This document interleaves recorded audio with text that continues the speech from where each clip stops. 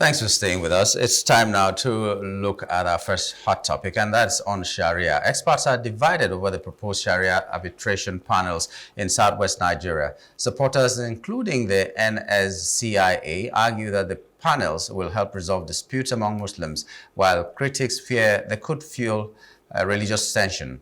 Christian groups and traditional institutions strongly oppose the move, and state governments in Ogun and Oyo have rejected it. Legal experts Adam Oloriaje insist the panels are voluntary and have functioned peacefully in Lagos for 22 years. However, security strategist David Okoro and commentator Fola Ojo warned that they could disrupt the region's religious harmony. Critics also question the legality of the panels, noting that only legislatures can establish courts. With mounting opposition, the future of Sharia arbitration in the Southwest remains uncertain. Our guest this morning is Comrade Mark Adebayo, National Spokesperson, Coalition of United Political Parties. Good morning and welcome to the program, Mr. Adebayo. Good morning. Thanks so much. Good morning. Good morning. Okay, what's your take about the proposed establishment of the Sharia arbitration courts in the Southwest? Or in anywhere else in Nigeria, apart from the north that we already have Sharia law? You see, people are just busy doing things that are absolutely unnecessary. You want to bring Sharia to the Southwest? Of course, it will be resisted because it's unreasonable, because it's unnecessary. Because, I mean, how will Sharia help education, for example? How will it help health, for example? How will it help infrastructural development? How will it help security? Because Southwest is known for religious harmony, for religious tolerance. I grew up, I was born into a society where Muslims will go and pay a visit to their Christian neighbors or even feed there on Christmas days. And the same thing will happen during the Ramadan, in the Kabir, in the Fitri, and the rest of that. The Christians will go to the homes of their Muslim friends to facilitate with them. That has, in fact, the former head of state of Nigeria, General C.U.P.P, once said that all the other parts of the country should go to Yoruba land and learn how to live together in peace, in religious harmony, because the Yoruba people have long ago. But you see, a couple of fundamentalists are rising up and trying to cause chaos. What is that going to bring to the table in terms of development, in terms of security, in terms of peace to the southwest of Nigeria? Where we have been told by the state governors in Southwest that there are indications that elements of ISWAP and Boko Haram are moving down Southwest, so as to create, to cause another chaos. And now you are raising issues that will also even compromise the security and the harmony of the region by saying you are bringing Sharia. Look, Sharia should be left where it is, in the north. They shouldn't bring it here. Because you see, if you bring it here, there's no way you say, because we live together among ourselves, you say it's only between Muslim and Muslim. What of, there are situations in Yoruba land especially where a Muslim is married to a lady who still goes to church, who is still a Christian. We are that harmonious when it comes, we are that tolerant when it comes to religion. But we bring Sharia now, you are going to create crisis. Because there's a family where in the same house, Yoruba land, you have some children of the same father going to the mosque, we have children of the same father going to the church. So we should leave it like that. We should not allow any fundamentalists to come and create unnecessary chaos. Because of the crisis, the Sharia law will clash with the regular law, with the regular court. There will be issues, there will be crisis. So, because the people who are so going overdrive, promoting these things, have a hidden agenda. They have a hidden agenda. And that hidden agenda will not see the light of day. Why don't you allow a sleeping dog to lie? What is the benefit of Sharia for anybody here in this part of the world? No. So that is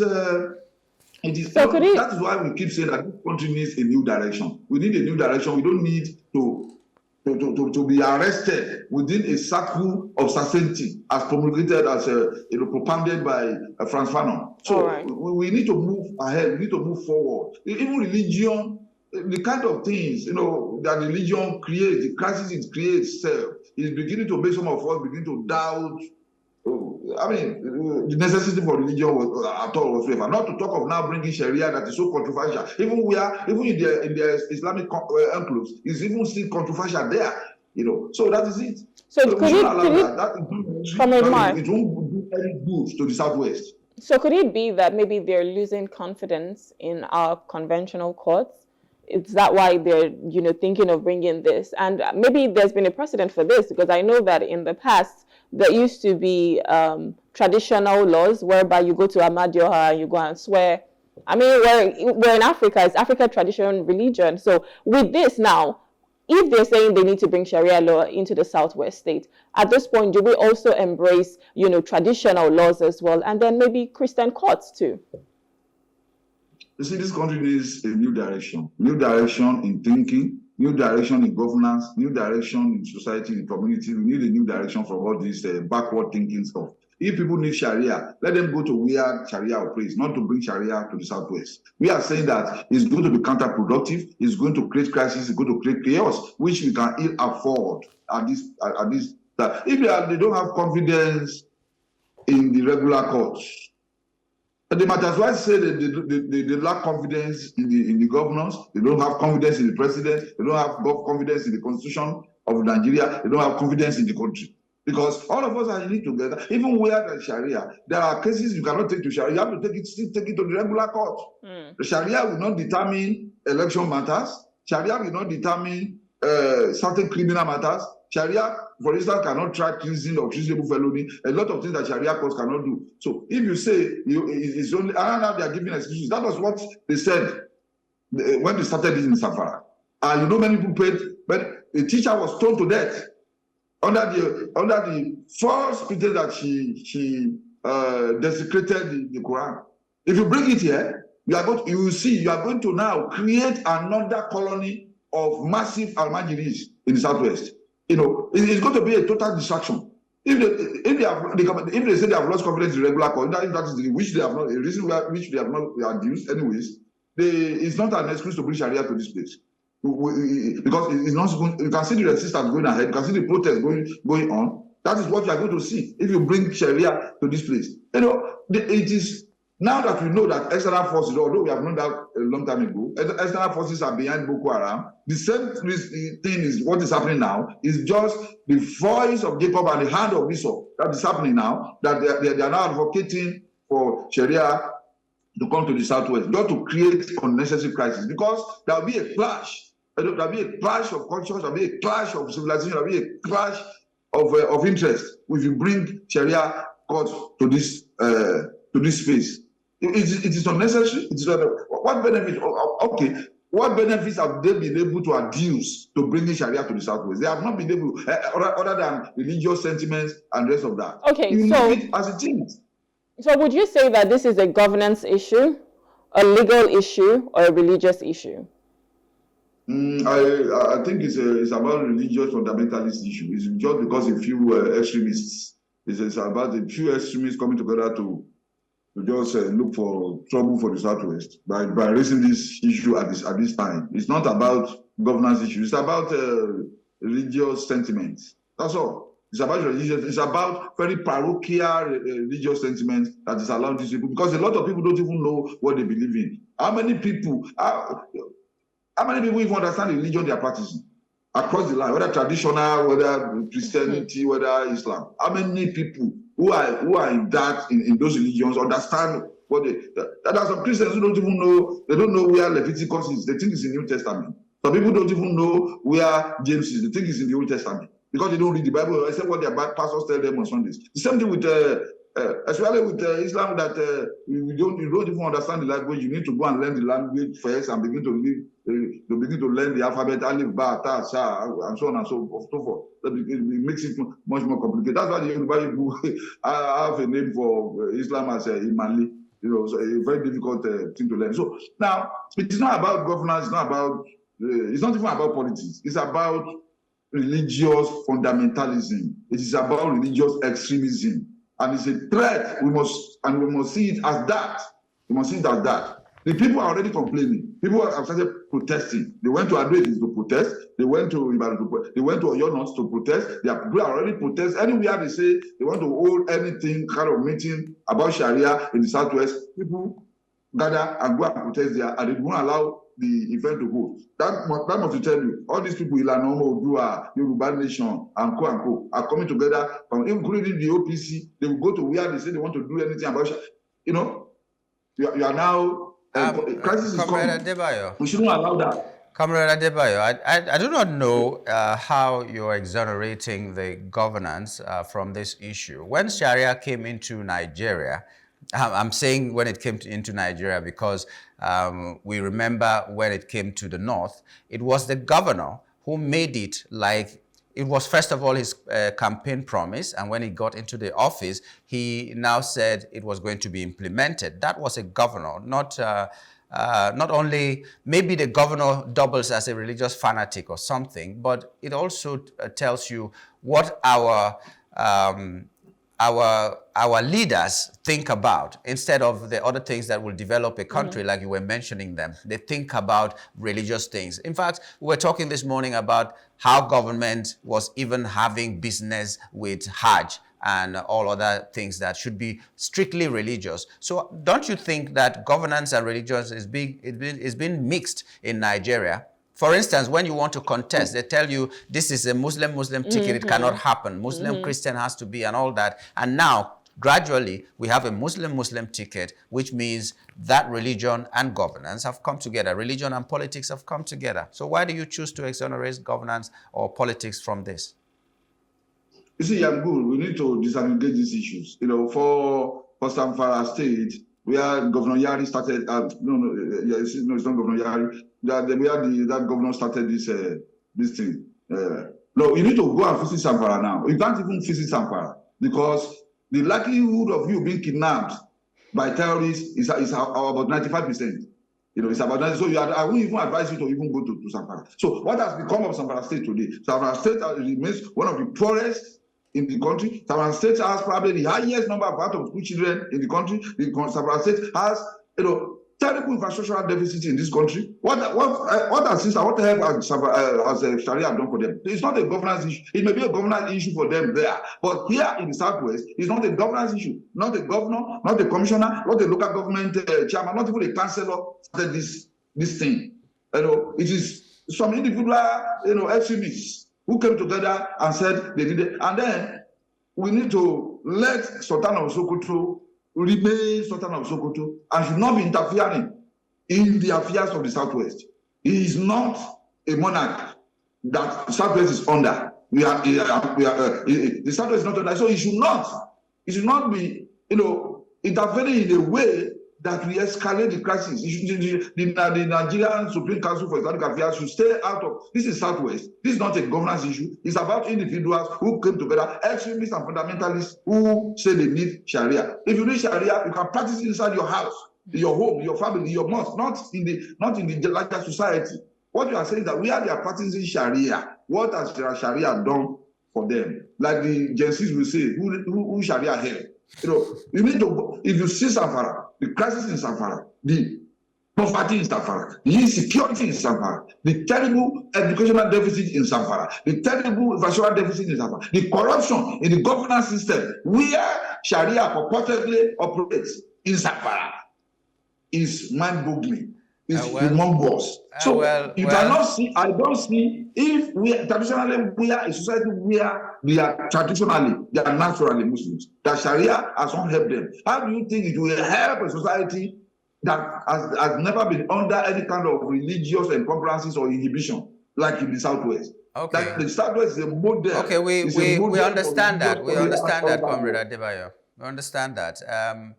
We know that there are some people who would rather have that religious background than the prosperity that you're thinking about, because they feel that maybe even when they die in their poverty, they might go to heaven and all that. But interesting aspect of history told us or tells us that even Islam entered Nigeria in the Southwest first before it went to the North. And I don't know how they... Sorry? or your kingdom first. That's where Islam first came in. It entered here first before it got, and when you were talking about religious tolerance, I wondered why you didn't mention the president. The president has a pastor wife and he's a Muslim, and that is how the Southwest is. My concern is, they have said that this Islam has been in Lagos State for this Sharia arbitration has been in Lagos State and operated for over 22 years. Why is the noise coming now? Okay, if it operated for 22 years, what killed it? Why did it stop? It shows the resistance of society. It shows it's not a welcome development. It shows that it cannot survive within a community of people that have decided to be blind to religion, to be blind to wherever you go. Yeah, look at the typical example of our president that you just mentioned. His wife is a Christian, he's also a pastor. Some of his children are Christians, some of his children are Muslims. You understand? That is who we are in the Southwest. That is who we are. And now, go and study that Sharia very well. You will see that it will make interrelationship between Islam and other religions very, very difficult. You know, very, very difficult. Because there will be no-go areas for you as a Muslim in the Sharia. So there will be no-go areas. That you will begin to see yourself that you not be. I went for a wedding last Saturday. The husband is a Christian. The family of the wife are all Muslims. So what did they do? In fact, the father is a Muslim. The mother of the girl is a Christian. So they brought a pastor and brought an imam to sort of consummate the wedding for them. That is who we are, and everybody was happy. When you are singing your Christian song, the Muslims are dancing with you. When you are singing your Islamic song, the Christians are dancing with you. If Sharia, look, you need to go and study. I don't want to go into too many of these things because I don't want my intervention to be misunderstood. So that is why I am saying that the harmony we have here, the peace we have here, together in the same family. You know, we see in the Yoruba, you see somebody, a child of the same father is a traditional worshipper. The other one is a Christian. The other one is a Muslim. Comrade, another one doesn't even believe in God. Yes, nobody is exorcised. Nobody is excised or sent away from the family. Nobody is excommunicated. All of us live together in harmony. Believe in what you want to believe. Nobody cares. Nobody cares about that. We will not discriminate against you on the basis of your faith. We will not discriminate against you on the basis of who or what you believe in. And we want to leave it at that. Don't bring a law that will now put people in the straight jacket. In the do's and don'ts. Don't marry a Christian. Don't mingle with other people of other religion. So, but, it's a draconian. The Sharia is a draconian system. All right, we cannot accommodate that in the Southwest. Yeah. Okay, so going forward with what you've said, because we're talking about religious harmony, whereby, especially in the Southwest, people can be Muslim, Christian, traditional worshippers, but they all, come together, they all stay together, right? So what are the alternatives at the moment? Aside, the regular courts that we have, what other alternatives can you suggest when it comes to dispute resolution? I would want to say that our regular courts are enough to deal with whatever issues arise from between individuals. And if the crisis is bigger or something, they can approach their imams to intervene.